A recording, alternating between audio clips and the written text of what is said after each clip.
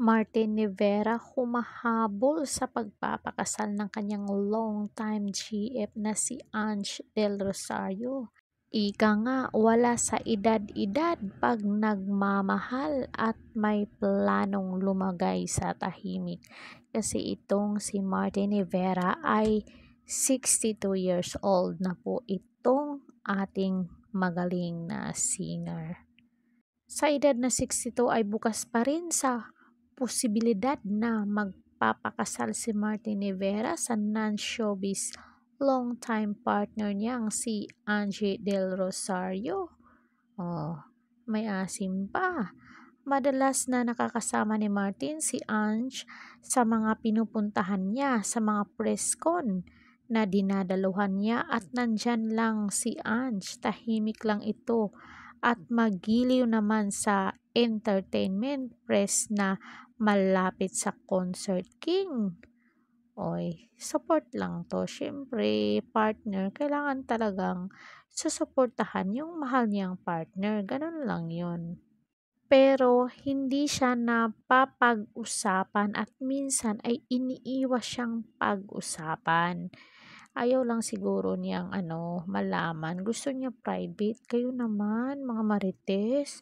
Pero sa nakaraang media conference ni Martin para sa The King Forever concert na ginanap sa Sky Bar ng Soler Resort North noong Biyernes, August 16, tinanong siya kung may plano na rin ba silang magpakasal sa darating na araw.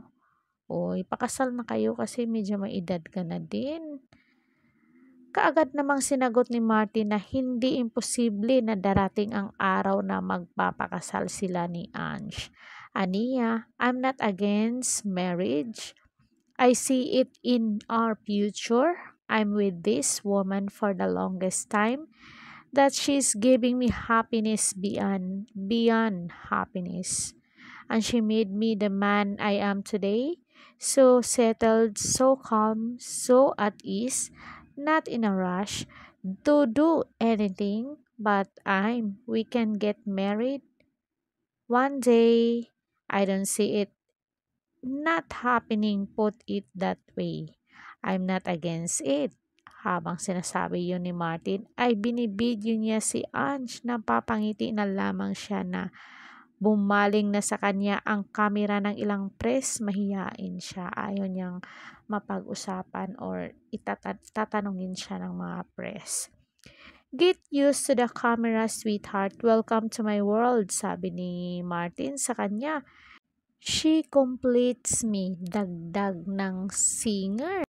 Anong masasabi niyo dito mga kamarites ko? Wala namang masama dahil matagal na silang hiwalay ni Pops Fernandez. Tapos itong si Pops ay mayroon na din karelasyon at si Martin mayroon na din at sa ngayon ay wala namang naging problema kasi pareho silang okay sa isa't isa at until now magkaibigan pa nga itong si Pops at saka si Martin. So, comment down kayo dyan mga marites kung ano ang naging pahayag nyo dito.